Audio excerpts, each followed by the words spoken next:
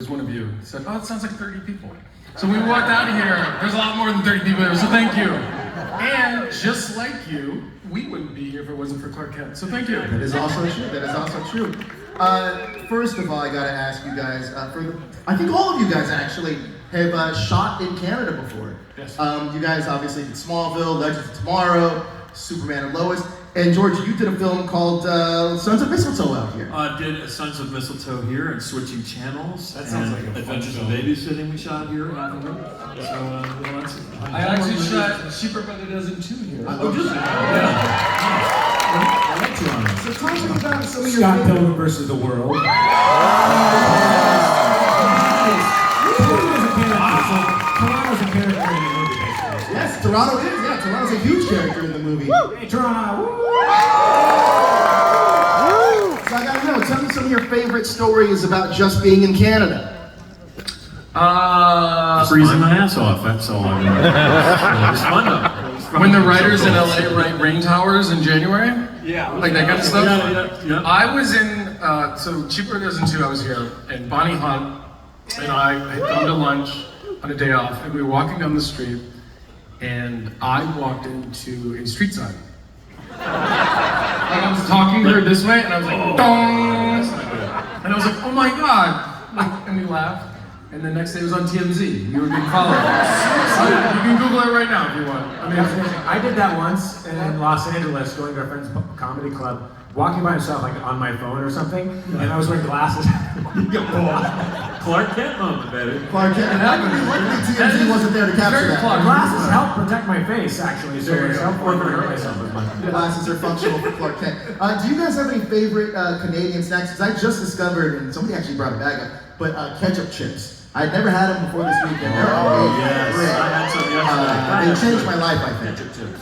Oh, it's delicious. they have some in the green room. I tried them yesterday for the first time. In fact, we were there the first day in the green room, and someone was like, "Have you tried ketchup chips?" I'm like, "I don't really need something else to like." Like, I already eat They enough. are right there. Look at those Yeah, guys. here we go. Thank you. And I'm thinking I'm gonna bring these home, but these would be great with like pickles and a beer. Oh, you're speaking my language, Mr. Tom Welling. Yeah. Thank you for that. That's amazing. I'm sure there's no chemicals in it at all. Look at that. You know what they say? If it tastes good, spit it out. That's good. Now, I know that all of these folks are here for Superman, but is there anything that you guys geek out about or deep dive into that you're big fans of? What? So all of these folks here, including myself, are here because we all love Superman. He's played such an important part of our lives. But is there anything that you guys kind of geek out about or deep dive into? Like, what are your big fandoms? Well, a lot of times you don't tell people what the rabbit hole you just went on last night at 1 o'clock in the morning on Instagram or Wikipedia. It's a very personal question. We're getting close now. I mean, reptilian people. Yeah. I did a deep dive on that. Like a week That's what ago. I'm talking about. Did you say reptilian people? Yes. No, I didn't say that. Wait, have you not heard about this? If you watch, I promise you, if you watch a YouTube video about this, you will be on that YouTube rabbit hole for hours. It's quite Shapeshifters, tails, the whole thing. Got it. I mean, listen, we all came from something else, so let's not say it's in our lineage somewhere. We were all, we were all bugs or animals at some point. And we share that. We share that in our growth. Sometimes. Where else do we come from? I mean, listen, I know there's a lot of answers and ideas. I will have to halt myself at times because when I come across videos of people tripping and falling, Oh, it's the best. Oh, God. And I farting. can't not laugh. I can't watch it's it. so honest. It's so I honest. love the fake farting ones where the guys going around and fake farting, freaking out. Or like people sit in the park and they drop the spider on their head. Yes. Yeah. Oh, it's so good. You know, real stuff. Great prank videos. Let's move on to Superman. So now Superman is obviously a cultural icon, but before you got the role, what was your relationship with him, and what does Superman mean to you now? I feel like I have to go first because I'm so close to you. Okay. My relationship with Superman was just as a kid in Iowa watching, my first memory is watching Chris's movie, Superman the movie, when I was family movie night, whatever it used to be called, I must have been 6 6 or 5, 6, 7, and my pajamas that my mom still has that we kept, jumping around, excited to see the movie, and I was so excited it made myself sick, had a migraine, and spent half of the movie throwing up, but watching it, lying down on the couch. So I don't even know if I watched the whole movie, remembered the whole movie the first time I watched it, but it was a pivotal experience. Now I don't throw up every time I think about Superman. So I solved that part of it. Well, there's a part of it back then, he was Superman, and if you wanted to see Superman, you saw Chris. That was it. Yes. And now there's a lot of different versions and whatnot. You can kind of have access to all these different things. But to me, when people say Superman, I think of Chris. And my favorite scene is when. I should know this. I don't know if it's Superman 1 or Superman 2, but he's in the cafe, and he doesn't have his abilities. Two. And then he comes back with his abilities, and I'm just like, yeah. It's the comeuppance holy moment. Yeah. So that's the that was a good scene. Now, each of you has worn the Superman cape in a different way, or voiced Superman. What was the moment for each of you that you really felt for the first time, I'm Superman? But for me, when my son was running around the house with his little cape and the S on his chest, and he would push it, and it was me going, "Get to the watchtower, let's go!" I was like, "Well, I've made it. I've absolutely made it." That is the best. My kids, they have a bunch of different costumes and outfits they like to wear, like a knight or Spider-Man or all these different things. And I think it was last year, I was like, you guys don't have a Superman outfit. And at the time he was 5 years old, and he goes, because he's taken. And I was like, wow. And he goes, you're Superman, and just moved on. That was it. And I just remember I wanted to cry, but I didn't want to cry in front of my kids. It was awesome. It was awesome. When you get validated by your children, it's pretty cool. Anybody, your parents in here? Yeah. Couples. I don't want to go after that. You go. Oh, yeah. My son's favorite superhero is Spider-Man still, so. But Superman's number 3. Behind Ray Palmer's number 2. Adam's number 2, so that's the question is, what was the first time you felt Superman moment. Landed on you though. I think there were a couple that were around the same time. The first time I remember stepping on set in the Superman suit, there weren't many people around, and I had to go, and it was in the Daily Planet actually, because there was this bit that I don't think is in the movie anymore, but Clark goes into the closet and then turns into the suit, and he falls out the window to go save the plane. And we had all these different ways. There's a joke, come on. But we're beyond that. And I was trying to figure out different ways to get out the window, and I was trying to do a Batman, jump out the window. And they ended up, it's not in the movie. So that was the first time I was on set, but then it's when people see you, when people would see me for the first time, either coming to visit the set or just the crew for the first time. Because, I'm just a guy in a suit until people recognize you as the guy.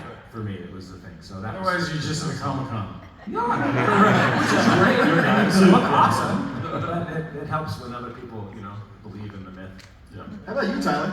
I kind of had two. One, I was in New York City and I was having a coffee with a buddy, and I got a phone call, so I stepped out for a second. And some kid was walking by, and I was talking on the phone, and he had his headphones on, a big backpack, and he was walking, and he's kind of he looked at me, he saw that I was on the phone, and he didn't say anything. He just kind of looked at me and I kind of laughed, and I was like, that was a cool one. And then in a weird way for me, I mean, to an extent, you're playing the character, and when we were telling his story in our version, it was much later on in him doing it. So he's been Superman. So there's a feeling of you already are embodying it. But in a weird way, in the last season, in the episode where he does the interview on TV and comes out and says, "I'm Clark Kent and I am Superman." In a weird way for me, it was then only because the way that I had always played it was we had a flashback episode in season 1 where he saves Lois on the street, and she goes, "How'd you know I was here?" And he goes, "Well, my hearing." And she goes, "Your hearing?" I go, "Oh, my the super hearing." And kind of played it that way. So when I leave, and they go, "Who is that?" And she says, "That's Superman." And that's the first time that we call him Superman. So I always kind of try to play it like, he's almost a little embarrassed by the name. He's like, "Oh, dude, I got nervous around this girl, and I said super hearing, and now I'm Superman, and I'm stuck with his name." So it was like, for me, it was just like a personal thing for me. I just thought it was kind of funny. So in that interview, for him to say, like, "I'm Clark Kent, and I am Superman," was kind of like a weird way for the character and for me finally saying, like, "I am Superman." So yeah, probably different. That's cool. Especially when you like hear yourself say it out loud. Yeah, it's a saying it out loud, it's saying, but it was kind of thing. Speaking of Clark Kent, I feel that Clark is just as timeless as Superman. Which part of Clark did you identify more with? The reporter, the farm boy, or like the Man of Steel, the Kal-El version of, I guess Kal-El's kind of different, but the farm boy, the reporter, the heroic, so what did you identify with? I mean, for me, one of the things that I kept reminding myself in the series was like, I played a character who didn't know who he was gonna be. So he was just he was a teenager in high school trying to figure out what these weird abilities he has and his purpose. So that's kind of was my thing, yeah. I'm from Arkansas, and actually I have an olive orchard. Arkansas. Arkansas. I make olive oil. I'm a farmer, so I kind of relate to the farm boy of him. I think mostly, and Clark Kent. Definitely not the super of the Superman. That's definitely not that. Yeah, I don't like not as much the Kal-El. Yeah, just like the same. I think just again, for us doing the family version, it was just like, I don't have kids, but like father, husband, partner, family member trying to just do their best. Like that was kind of the thing. So like to me, it was just Clark. For me, I thought of each character separately, but all of the same part. Kal-El is Kal-El, and Clark is Clark, and Superman is Superman. But they'll have a little bit of distinct differences. But Clark was the way that all three of them, as one person, got to kind of be human the most, to experience everyone. And so his quirkiness or clumsiness wasn't necessarily him performing so much as just like super exuberance about being around and being a part of this part of life, because he has to separate himself so much to, at times to be the hero. I mean, a lot of great stories in any medium, whether it's film, television, or books, or whatnot, it's really always about one thing, it's identity. Sure. Who am I? What am I doing? Who am I? And I think that we've all been able to explore that in a fun way, so. Yeah. So what is your Clark Kent's go-to karaoke song? Each one of your Clarks. Mine doesn't have one. No? He's too nervous. That nervous energy, he's not getting up on stage. Any of your Clarks got? I mean, it sounds like I got out of that one, but I mean, You kind of. my Clark Kent was like, go ahead, Lana, go ahead, Lois, but I'm gonna sit right here. I want to get physical. Let me hear your body talk. Actually, points for singing right There there. you go. I feel, Tyler, like your Clark would definitely have one just to get the kids get up and have fun. Build me up, Buttercup. Why not? All right.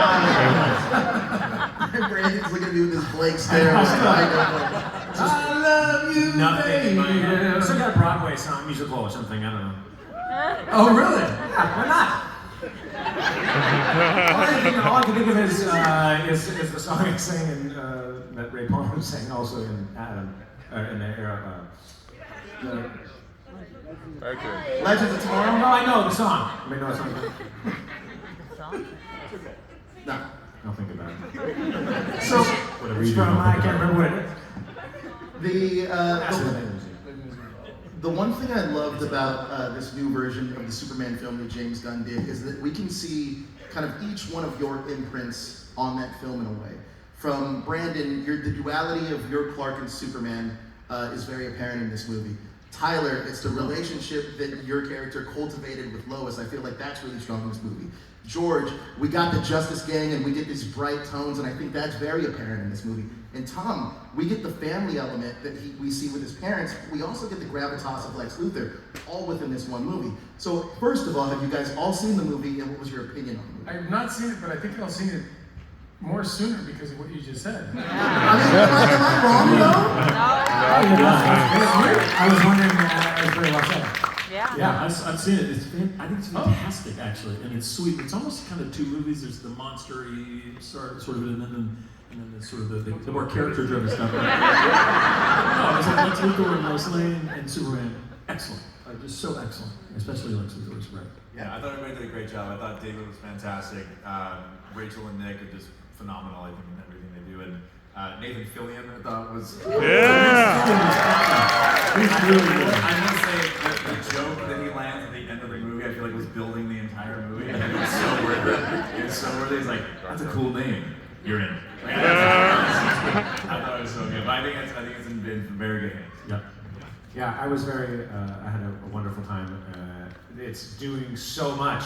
You know, you have so much character and relationship and the dueling family stories that I think David did just a fantastic job of bringing such heart and passion and authenticity and just like goodness to Superman. Yeah. That was my overall biggest, the gift of that whole thing is just that the energy of Superman that I think is the best part of Superman is in this movie and is something that we can use in the world. Yeah, I'll be so bold as to say. I know people don't like certain storylines and people can read politically, and maybe you're right to read politically into anything. Life is about politics, just get over it.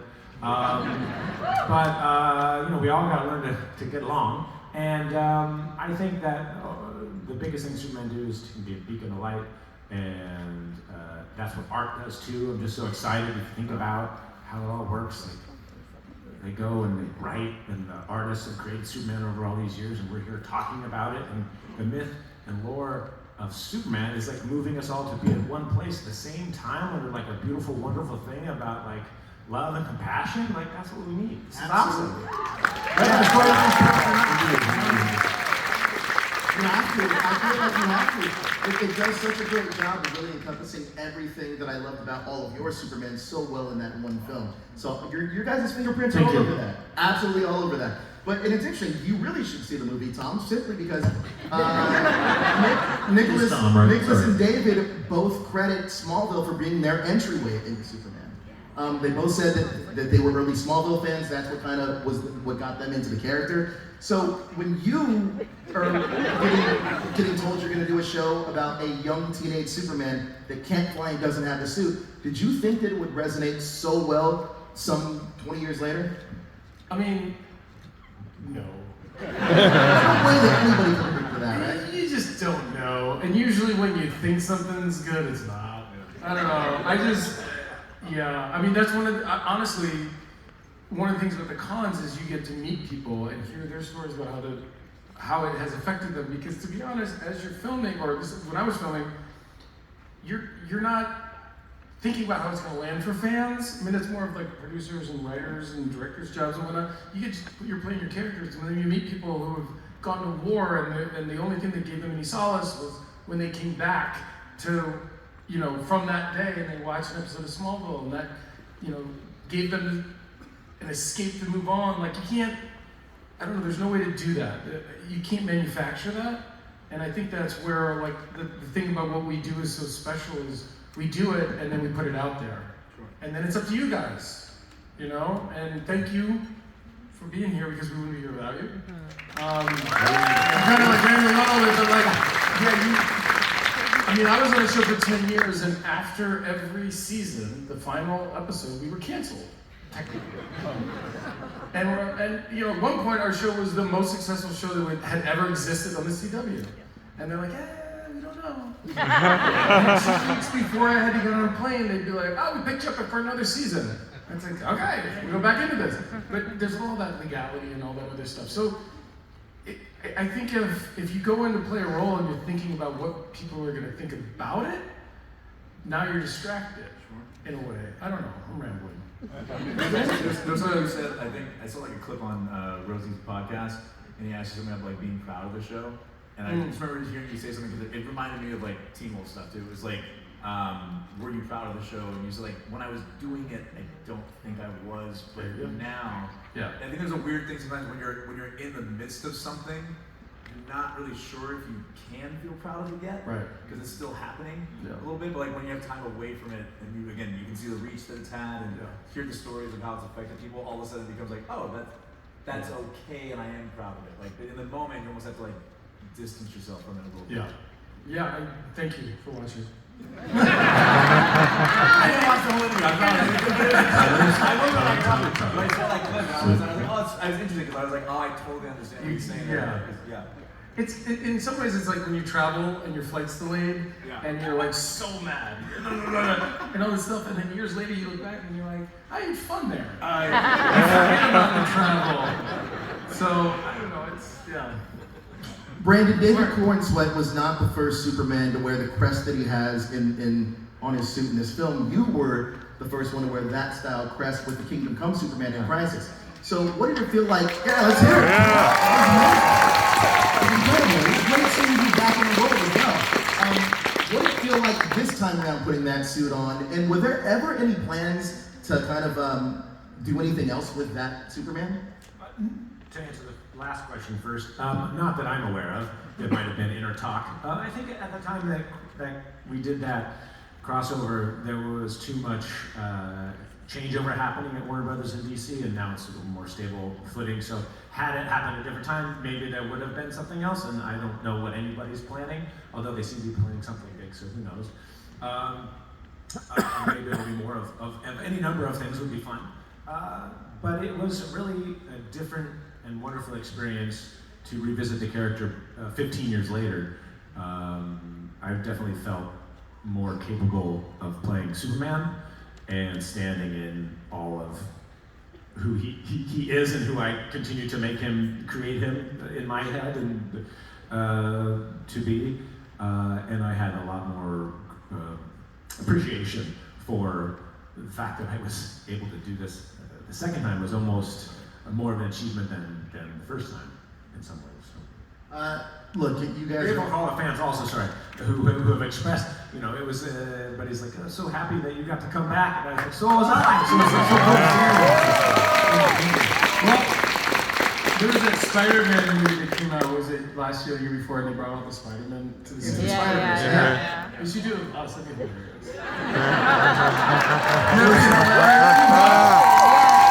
Nothing is impossible. I feel like if there is a cinematic crisis on Infinite Earth, it makes the most sense to bring all of you guys back. They can make money, it makes sense. Thinking like a true studio executive. You guys have all been in projects outside of Superman that I absolutely love. And Tom, every single time I see you, I always want to ask you about this, and I don't think I ever have. But you're in one of my favorite movies, the NFL's right around the corner. Draft Day is incredible. I love that. Brian Drew is fantastic. Can you talk to me about working with Kevin Costner and Chadwick Boseman was also in that film? Yeah. I watch that movie every year. Me too. Right around draft time. They always start playing it during the draft, leading up to it, and I can never remember how he does it. So I have to watch it every time. He's like, you pancake eat motherfucker, like the whole moment. Yeah. I did that movie because I wanted to meet Kevin Costner. He was awesome. I remember the first thing I had with him, I had to yell at him in the first take. In the middle of screaming and yelling at him, I lost my line. Like I was screaming and I was like, ugh! And it was like, cut! And I was like, God! I was really hard on myself. And he came over and he goes, don't worry about it. I'm like, I am gonna worry about it.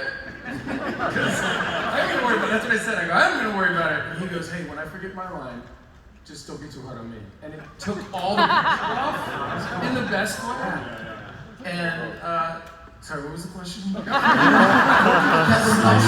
there. You're also in that final scene at the end where the Cleveland Browns are all together. It's you, Arian Foster, and Chadwick Boseman. Yeah, okay, so Chadwick. So I met Chadwick. He's a great guy. I met him going into a cast van from set back to the hotel. And he was like very polite. He was like, hey man, how you doing? and he was on the phone with his mom, and he was on the phone with his mom for the whole ride. So I didn't actually talk to him, but I could like hear him talk to his mom. And I thought that was really sweet. And he was like, yeah, I catching up with his mom, talking to his mom, and then we got out of the cast van, and I really didn't see him again. But I was just, it's a nice memory for me. That he just talked to his mom, you know? Yeah, I'm happy I asked you. I just wanted to know about that. That's fantastic. George, you're in one of the most iconic television shows of all time, Friends. Oh yeah, I did such a friend. What was your experience like on that? It was kind of surreal. I'd gone to school with Dave Schwimmer, so I knew him, and I'd known Matt for 20 years. And then in between takes, we'd go up to a dressing room, and Brad Pitt was dating Jennifer at the time, so we'd all play Super Mario. Brad and Dave Schwimmer. And that was sort of surreal, yeah. But and also the show is so well written that it's lovely to be on a show where in a sitcom you don't have to work too hard. You just sort of ride the wave as opposed to like, you know, cranking the engine, which is most sitcoms aren't that funny, and you're trying to make it funnier. But Friends, you sort of kind of back off and ride the wave, and it was just such a great experience. Yeah. It's awesome. It's incredible. Tyler, I think it would be easy to ask you about Teen Wolf, but actually, something that surprised me, you're the voice of Sephiroth in Final Fantasy. Yeah. That's incredible. I love Final Fantasy. It's literally my favorite game of all time. Talk to me about doing his voice, getting into that. I'm one of the voices. Yeah, you're gonna be the voice in my head, Tyler. It was a lot of fun, man. Honestly, it's one of those things where I told everybody I was a little bit ignorant to what I was getting into. To be honest, when it happened, I was talking to a friend of mine at one point, and they asked what I'd been up to. I was like, oh, I'm voicing this character in a video game. He said, what's the game? I said, Final Fantasy. He said, oh, who do you play in Final Fantasy? I was like, Sephiroth. He goes, dude, are you kidding? I was like, you know it? He's like, yes, I know it. He's like, everybody in gaming knows Sephiroth. And that was kind of my first like actual awareness of how big it was. And then coming to these things, it's really only been the last 6 months or so that I think people are kind of aware that I've done that. And meeting the fandom has been, it's been very, very eye-opening. And it's cool, man. It was a lot of fun because I was doing it while we were shooting the shows half the time. And so going and playing Superman one day and then coming over and playing Sephiroth the next day, it was just a nice thing to be able to go back and forth and the duality of those two characters. So it's been a lot of fun. Yeah, look, I remember playing it on PlayStation 1. I didn't realize, because my friend introduced me to the game, and I didn't realize it was like a long game. So I didn't have a memory card, so I had to pause it, and then like I had to go to like Target and buy a memory card, and then hopefully the game was still on by the time it all worked out. It all worked out. But, whoa, that was nerve-wracking. Brandon, obviously, Scott Pilgrim versus the World is an incredible film. And you're fantastic in it. Can you talk about your experience on that? Oh yeah, it was awesome here in Toronto.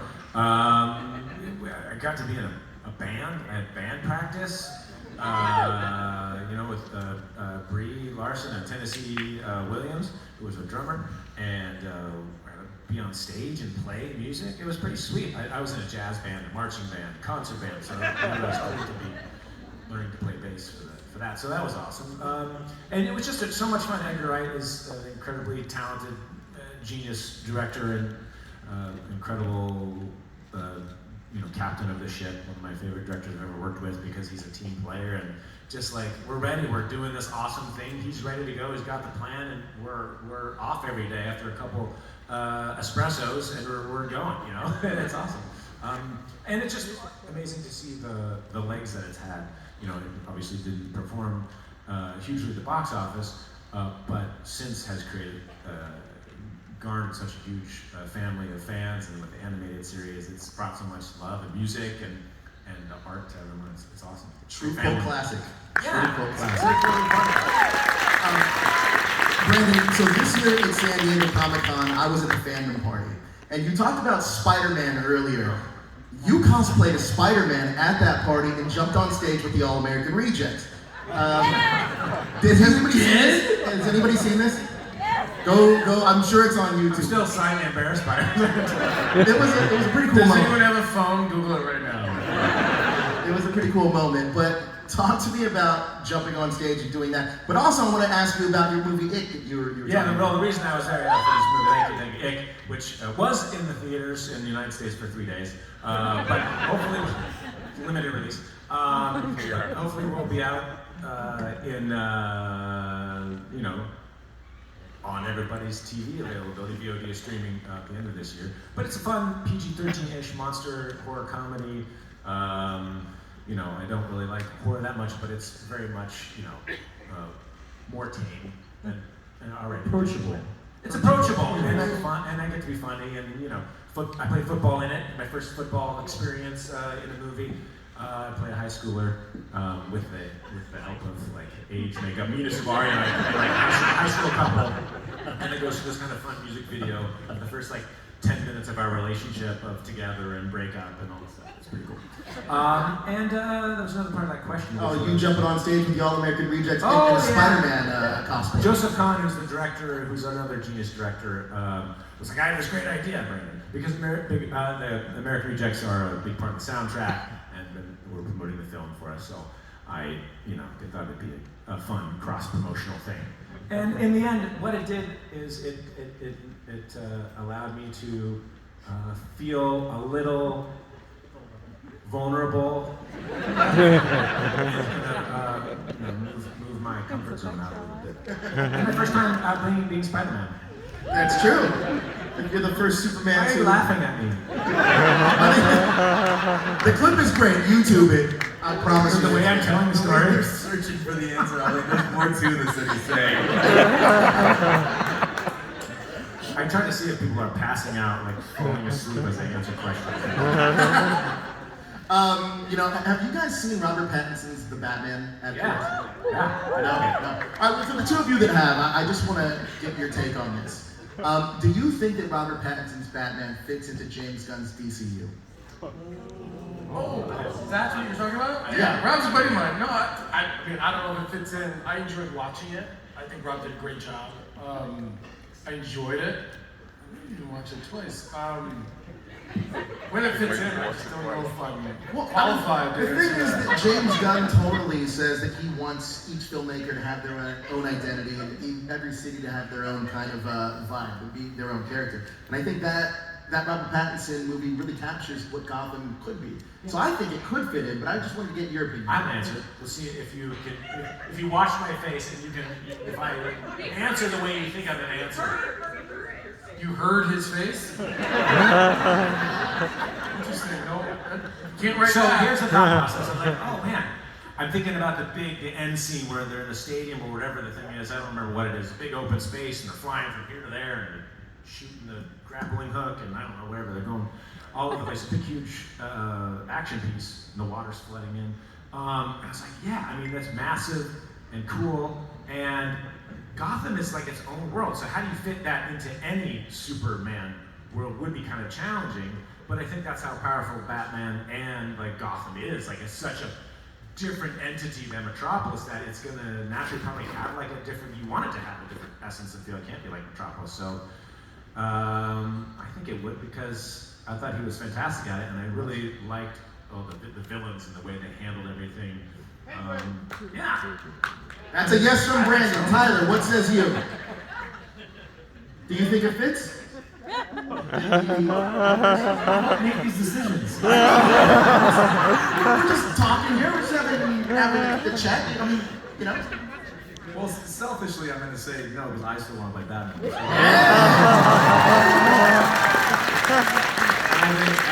I say that Rob did a fantastic job in that. I think with him and Matt Reeves, it was great. So I'm happy to let them keep doing their thing and maybe leave the door open for maybe an additional. Whole new envisioning of Batman versus Superman. Yeah, it's interesting. The inner battle. Because I also there was rumors that Henry Cavill was also rumored to wanting to play Batman. And also your guy Alan Richardson, who was on Smallville, has been campaigning for it. He literally said, Jack Reacher. Jack Reacher. He said, you don't have to pay me. You'll just show up and do it. That's what he said. I obviously didn't talk to me before he said that. Well, look, you guys have been a ton of fun. I want to thank each and every one of you for being such an influence. Thank you, guys.